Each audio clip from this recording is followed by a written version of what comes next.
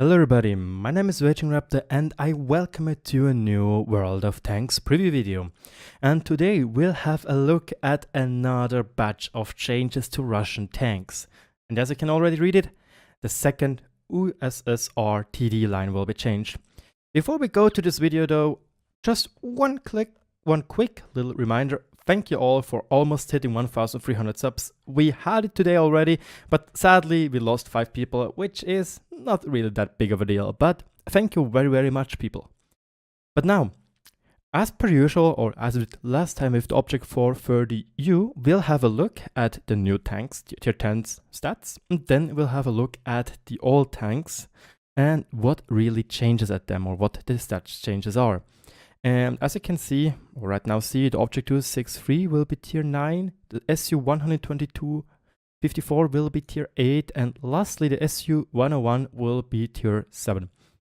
And we'll have a new tank on the top tier branch, the object 268 version 4. And before you ask, there is already another object version in the game, and it's the version 5. And the version 5 does have a turret, and we're still waiting because we still don't know what is going to happen to this tank.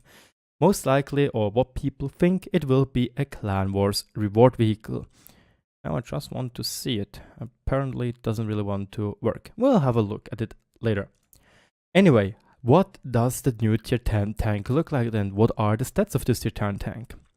It has 2,100 hit points, 55 kilometers per hour, and I think it is really good if you also have a look at the current tier 10 tank because, well, it is going to replace the object 263. And, well, hit points will be larger, 200 to be precise, and that's already good because I think you might get a clear view of what is going to happen to those tanks in general. And the maximum speed, 55 kilometers per hour, will stay. It will be even faster backwards, 2 kilometers per hour, luckily. Sadly, we do not know what kind of engine it has because the object 263 is quite the fast menace, or quite the fast vehicle. And sadly, they do not show what they're going to give the tier 9 version of the object 263. The most important part is it gets a huge view range nerf of 20 meters from 370 to 390, from 390 to 370. And this is, in my opinion, something which you really need to be careful of, because so far, with the 390 meters of view range, with a decent enough crew and the optics, you get 445 meters of view range, paired with pretty darn good camouflage and paired with good mobility and good armor. You can do quite the scouting work with the object 263. And to that you have great armor, and really the armor is great. It is 250 millimeters thick, only at some parts it is less, which is the lower plate, and gun mantle insides, which are only 80 millimeters thick and can be counted as a weak spot. But apparently they do made some changes to the model when even the gun mantle is not the biggest weak spot anymore as it used to be. Still, one of the weak spots is this little strip here, which is only, in quotation marks, 250 millimeters thick and, well, yeah, at a 0-degree angle. But now, sadly, we do not know how this tank is looking on its model, or how it's looking on the armor model. I do guess so that when we look at the tank in general, that the low will be decently enough armored. Well, as you can see, and it really looks decently enough armor with such a huge plate up here. Plus the gun mantlet, and this will be not that hard, probably around 80, probably 120 millimeters thick. Something like the Chinese tanks destroyers. This will be obviously weak, as it is here. And this will be rather strong, I would say, and we have a huge weak spot, which the object 263 does not boost, which is actually kind of sad, because this is a big strong point of the object 263 for not having such a huge weak spot. But well, what can we do right now? But it gets worse, like legit. Not only do they take away the non-plus ultra, or like the remarkable feature of those tank destroyer branch, which is low alpha damage but impressive DPM, they take it away. This tank will suddenly have 750 alpha. Wargaming. We are suddenly now to only 4 types of different guns on tier 10, 2 of which being way too big, which is the Checkpoint 700 and the FV stage 2 or 183 FV, the 750, all the same gun, and the 400 damage gun of the Foch B. We used to have this 550 of the Object 263, but now it's gone. And this is actually a real big bummer in my opinion, because it gave difference into the tank tree, and it gave difference in general to the game. And this changes. You get 750 alpha, 293mm of penetration, 360 with heat, most likely or APCR, I don't know yet. And which is actually not that impressive when you compare it to other tank destroyers of tier 10, but it is in the same manner as the Object 263, which has low penetration on the premium shells. But it was still enough. But now comes the biggest bummer. First of all, the accuracy, 0.45. Like, what did you smoke so far? That is really bad. And now comes the best feature. You can already see 21.4 seconds reload time. And this will, if this stays, again, those are super test stats. If this stays, his tank will be abysmally bad. It doesn't matter how strong his armor is, because if your DPM is not up to the task, it's simply impossible to carry a game with such a tank. Just say, 21.4 seconds. This is a longer reload time than my Checkpoint 700 has, and it deals an additional 400 damage. Excuse me, not 400, 300 damage. I made a little mistake there. But yeah, we can look, 60 seconds divided by 21.4 is 2.8 shots per minute. Multiply that with the 750 alpha and you get 2100 DPM. Obviously this is not with Brothers in Arms, with Wentz, with Tank Gun Rammer, but 1100 DPM less than a tank which used to be on the top. This is way too much wargaming. This is why the 155 Foch is not that good, because it has such a horrible DPM compared to the tier 10 counterpart, the Foch B. And like, this tank has a worse DPM than a Foch B, I think. And this should say something. It doesn't matter how strong his armor is. When an E3 is simply shooting through his upper front plate with APCR, while you won't penetrate it for whatever. We can actually look, what is the DPM of an E3, which will probably be the best counterpart to this tank, just this one will be much faster. Obviously, it trades mobility for a little bit less armor. Oh, DPM more, but roughly the same amount of HP. Oh man, let's have a look at the newest addition to the tank destroyer line, the WZ. Oh, look at that, 600 damage more, and still rather fast, and still rather good armored. Like, okay, there we have the Object 268 version 5 with a turret and with this huge rangefinder, which is super weak. Like,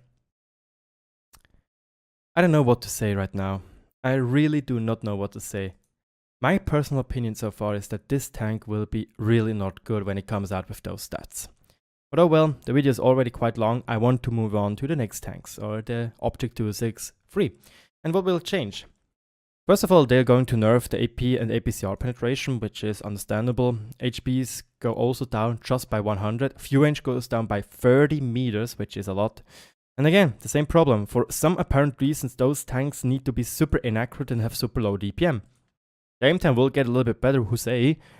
The gun depression will stay the same at -4 degrees, which is manageable, but you need to know your positions.